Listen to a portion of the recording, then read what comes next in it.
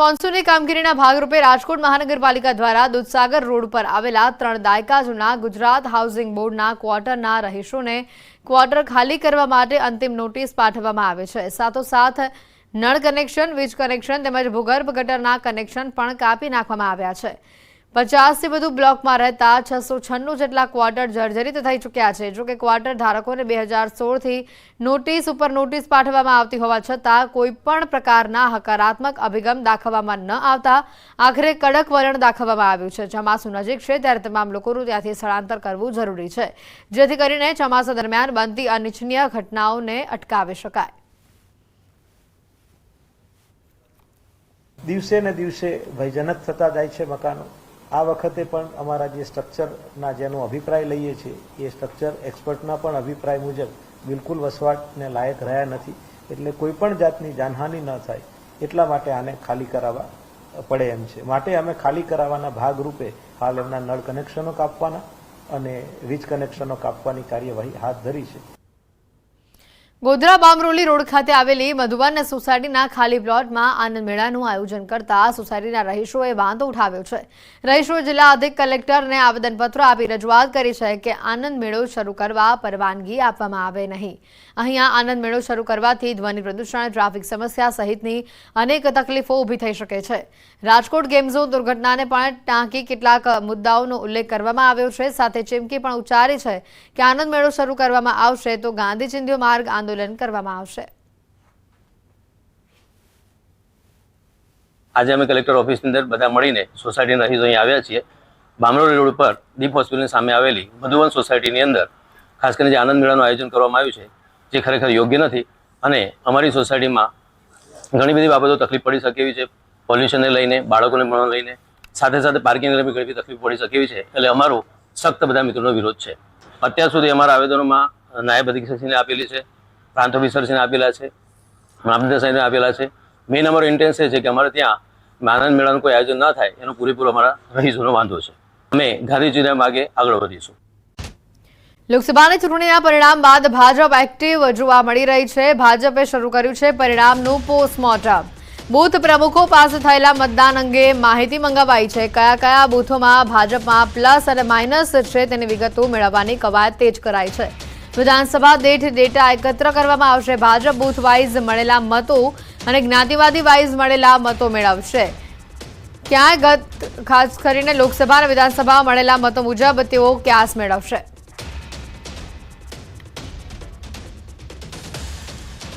અને આજ મુદ્દે વધુ જાણકારી મેળવીશું। ગૌતમ અમારી સાથે સંવાદદાતા જોડાઈ ગયા છે। ગૌતમ, જે રીતે હવે ખાસ કરીને બૂથ પ્રમુખો સાથેની સીધી વાતચીત કરવામાં આવી રહી છે, ક્યાં ઓછા મત મળ્યા, ક્યાં કાચું રહી ગયું તેની તપાસ હવે કરી રહ્યું છે બીજેપી। ઇન શોર્ટ આ પરિણામોનું પોસ્ટમોર્ટમ કરી રહ્યું છે, વધુ માહિતી શું?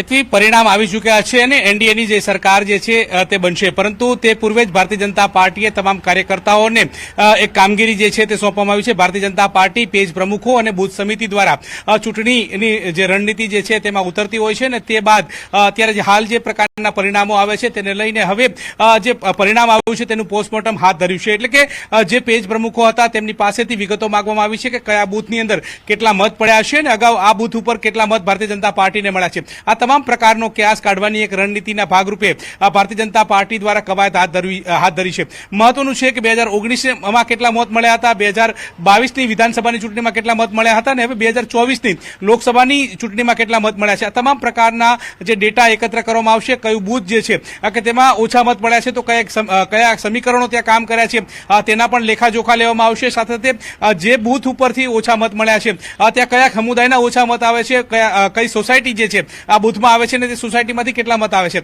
આ તમામ પ્રકારનો ગ્રાઉન્ડ ક્યાસ જે છે તે ભારતીય જનતા પાર્ટી કાઢશે। મહત્વનું છે કે આવનાર દિવસોની અંદર 2025માં સ્થાનિક સ્વરાજ્યની ચૂંટણી જે છે તે પણ યોજાશે અને તે અંતર્ગત તે પૂર્વે જ આ પ્રકારના જે એનાલિસિસ જે છે તે ભારતીય જનતા પાર્ટી હાથ ધરવામાં આવશે। મહત્વનું છે કે જિલ્લા પંચાયત હોય, તાલુકા પંચાયત હોય કે પછી કોર્પોરેશનની બેઠકો હોય, આ તમામ બેઠકો વાઇઝ આ જે મતદાનની પ્રક્રિયા જે થઈ હતી તેમાં કેટલું મતદાન થયું છે ને અગાઉના જે ડેટા જે છે તેને એકત્ર કરીને ભારતીય જનતા પાર્ટી દ્વારા આ પ્રકારનો ડેટા જે છે તે એકત્ર કરવામાં આવ્યો છે. મહત્વનું એ પણ છે સાથે સાથે કે અગાઉ જે 3 લોકસભાની વાત કરવામાં આવે તો પૂર્વે 2009ની વાત કરીએ તો 47% જેટલું જે મતદાન જે છે તે ભારતીય જનતા પાર્ટી તરફ રહ્યું હતું. ત્યારબાદ તેમાં ઉછાળો આવ્યો. 2019ની વાત કરીએ તો તેમાં જે કહી શકાય કે 57% જેટલું જે મતદાન જે છે તે થયું છે. આમ હવે 2024માં જે મતદાન થયું છે તેને લઈને ભારતીય જનતા પાર્ટી ક્યાસ કાઢી રહી છે. આવનારા દિવસો ઉપર આ ગ્રાઉન્ડમાં જશે અને તે મતદારોને ફરીવાર રીઝવવામાં આવશે તે પ્રકારનો પ્રયાસ પણ હાથ ધરશે. પરંતુ હાલ તો અત્યારે જે પરિણામ આવ્યું છે તેનું પોસ્ટમોર્ટમ શરૂ કરી દીધું છે અને શા માટે આ પરિણામ આવ્યું છે, કયા બૂથ માઇનસ છે, કયા બૂથ પ્લસ થયા છે, આ તેની રણનીતિના ભાગરૂપે ડેટા એકત્ર કરશે. જી ગૌતમ, આભાર માહિતી બદલ.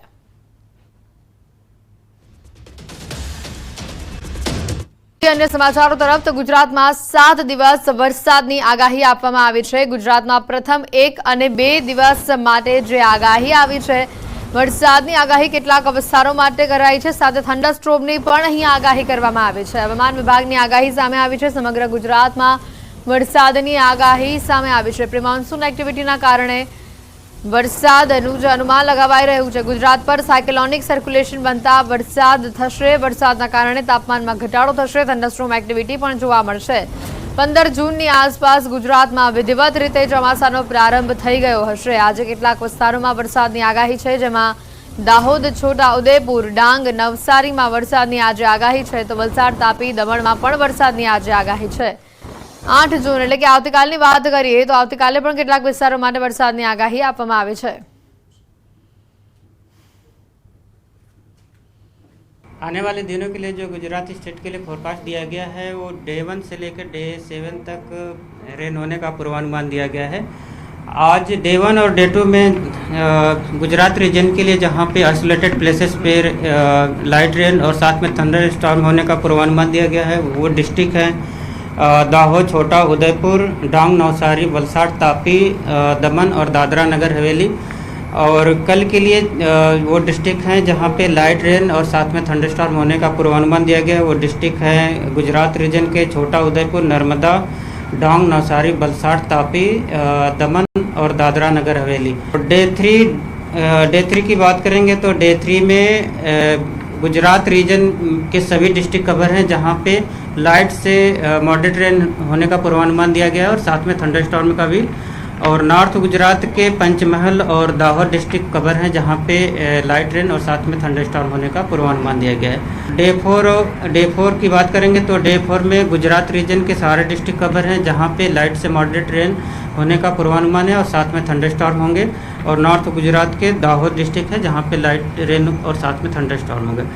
और डे 5 की बात करेंगे तो डे 5 में गुजरात रीजन के सारे डिस्ट्रिक्ट कवर हैं साउथ गुजरात के. और नॉर्थ गुजरात के अरावली, पंचमहल, दाहोद, महिसागर डिस्ट्रिक्ट है जहाँ पे लाइट रेन और साथ में थंडरस्टॉर्म होने का पूर्वानुमान दिया गया है.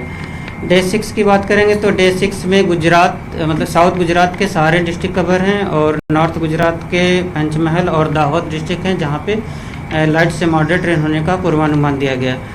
डे 7 में गुजरात रीजन के सारे डिस्ट्रिक्ट कवर हैं जहाँ पे लाइट से मॉडरेट रेन होने का पूर्वानुमान दिया गया है. प्री मानसून की बारिश है और आज जो रेनफॉल गुजरात रीजन और साथ में सौराष्ट्र रीजन में जहाँ पे लाइट रेन होने का पूर्वानुमान दिया गया और साथ में थंडरस्टॉर्म, एक साइक्लोनिक सर्कुलेशन सौराष्ट्र और नेबरहुड में बना है जिसके कारण आज रेन होगी. तो गुजरात रीजन जो गुजरात पे मानसून का प्रोग्रेस की नॉर्मल डेट है वो 15 जून है.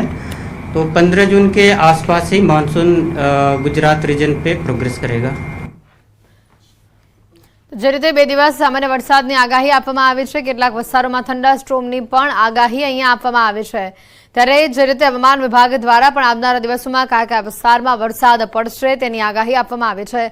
સાથે જ આપણે એ પણ બતાવી દઈએ કે કયા વિસ્તારોમાં વરસાદનું અનુમાન છે એલઈડીથી સમજવાનો પ્રયત્ન કરીએ. આજે ખાસ કરીને આજે દાહોદ, છોટાઉદેપુર, તાપી, ડાંગ, નવસારી, વલસાડ અને દમણ એટલે આ તમામ જે દક્ષિણ ગુજરાતનો પટ્ટો શરૂ થઈ રહ્યો છે ત્યાં વરસાદનું અનુમાન છે. મુંબઈમાં વરસાદની એન્ટ્રી થઈ ગઈ છે અને તેની અસર દક્ષિણ ગુજરાતના ભાગો પર સૌથી વધુ જોવા મળી રહી છે. ત્યાં વાદળિયું વાતાવરણ પણ છવાયેલું જોવા મળી રહ્યું છે.